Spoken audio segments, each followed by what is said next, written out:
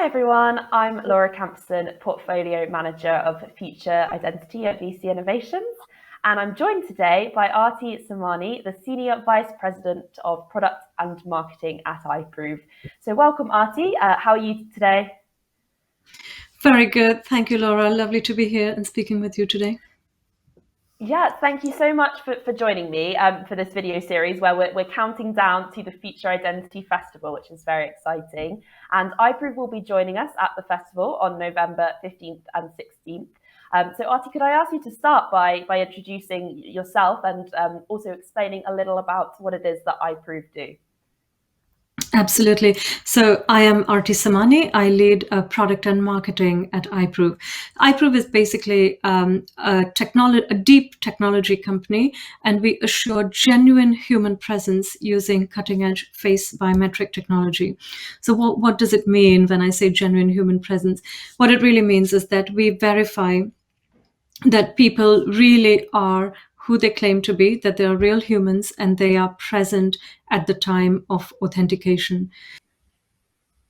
Fantastic. Thank you for that introduction. And with so many aspects of our everyday lives really now taking place digitally, I think the compelling use cases for that ability to assure genuine presence are really just continuing to increase. And Aarti, I wonder, from your perspective, when we think of digital identity, which individuals and groups today most need digital identity, and why is it that they need digital identity?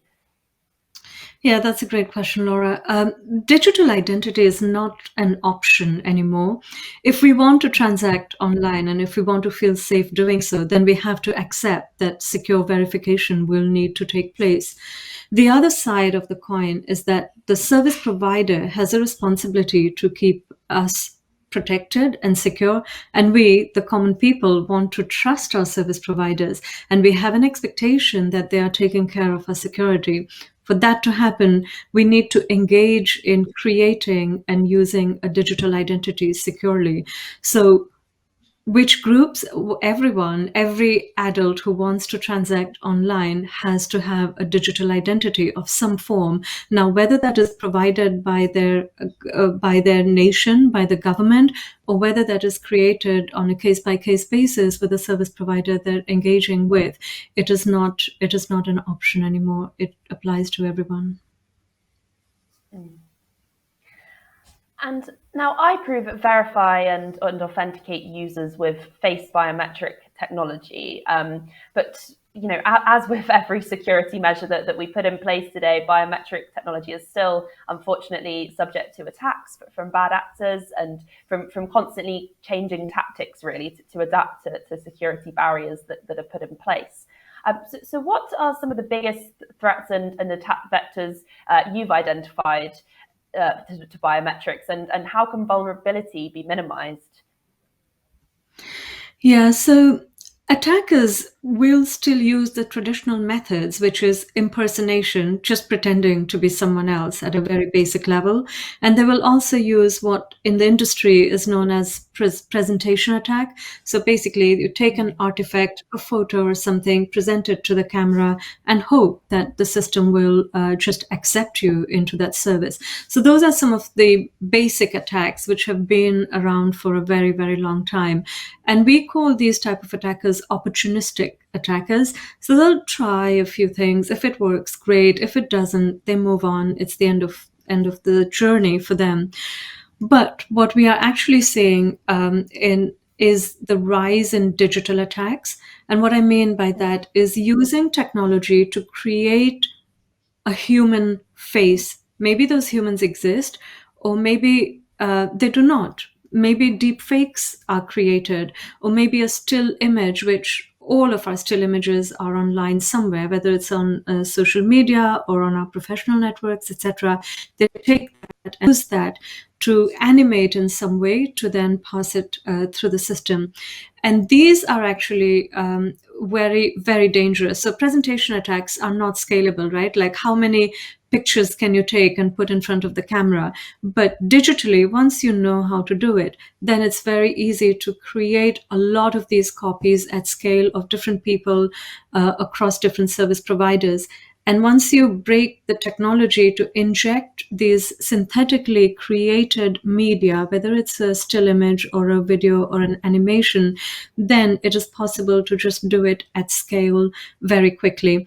And we call those type of attackers purposeful attackers. They have a purpose. They will not give up. They continue to try different ways to break the system until they reach their goal.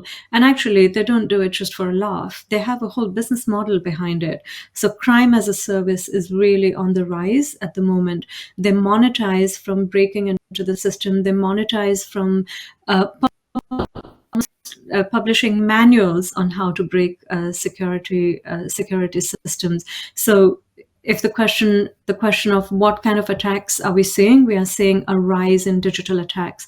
And how do we close that vulnerability gap? Well, we need, as solution providers, we need to first be able to spot those attacks, and then we need to be able to release security patches very quickly with the absolute minimum downtime. Otherwise, it's not fair on our users who are trusting us to keep them secure. And that requires solutions to be cloud hosted. So if the solution is on cloud, you can see when attacks are being formulated.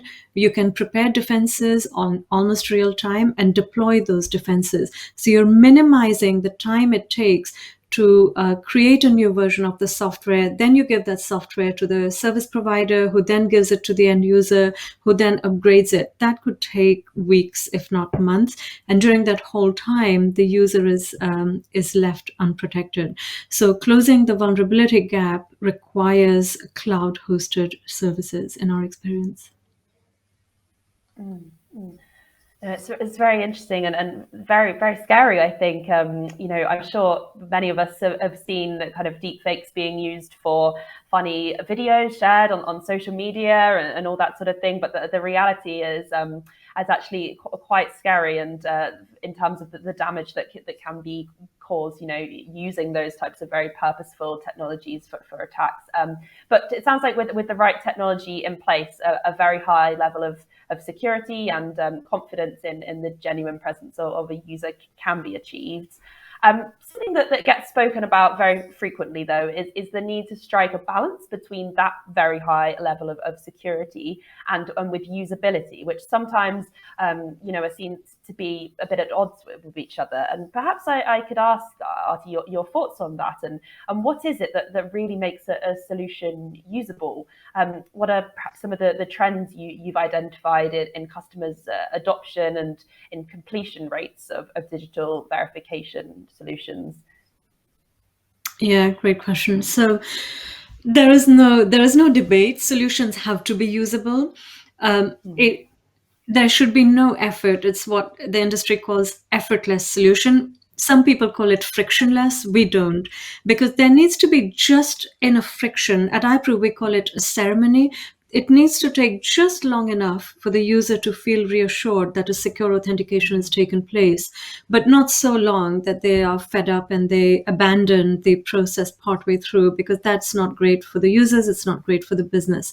So usability has to be just right, with just enough ceremony to make people feel reassured.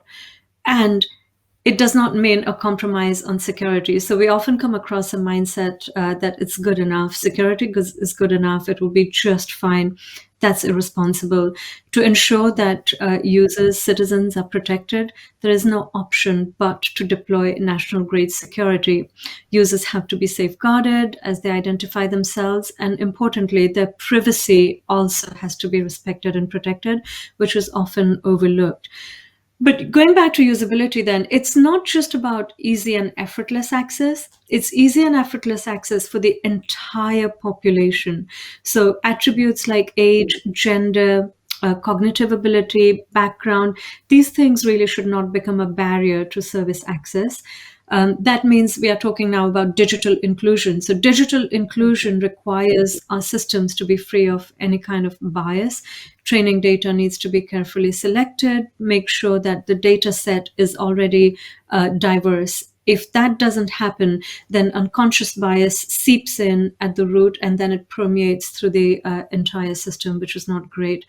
But that is also not enough, right? Remember, we are living in this age of AI and machine learning. And the whole premise of machine learning is that our systems train themselves. So what we actually need is active monitoring to ensure that bias has not crept in over time. So regular checks in the system to make sure that we are taking care of that our systems have not inadvertently retrained itself to introduce or skew towards a particular type of attribute. The other piece to usability is the ubiquity of the device that is used to access the service.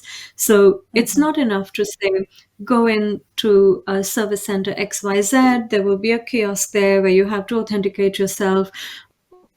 A particular type of phone, which is high resolution camera or a scanner of some form, that's not good enough. The authentication needs to be part of our life if it is to become if it is to be adopted widely. So the other piece of the usability, which again is often overlooked by solution providers, is the device availability. So solutions need to be available on every type of device, from the low end phones to the fixed hardware to kiosks, etc. That's how we at iProov go about thinking about usability and balancing it with security and privacy. That's fascinating. There's so many things, isn't there, to bear in mind. But there was a couple of things there that I think are critical that you just explained. I really like that kind of mindset of effortless rather than frictionless. I know personally there's certain instances, particularly when I'm logging on to something like online banking, where I do want to feel that little bit of friction, to feel that my data is safe and secure, and to feel kind of confident using the solution. So I can see how that would definitely contribute to usability and to adoption.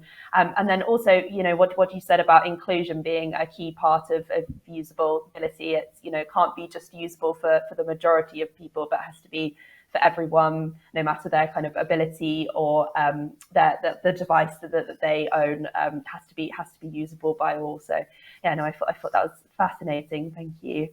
And we really look forward to seeing you, Aarti, at the festival on the 15th and 16th of November. You'll also be doing a presentation there, which I'm really looking forward to, on deepfakes and looking a little more into depth on that. We really look forward to seeing you there. Thank you. I'm looking forward to being there and speaking to our audience. Great. Well, thanks everybody for watching, and bye, Aarti. Thank you for joining me. Thank you. My pleasure.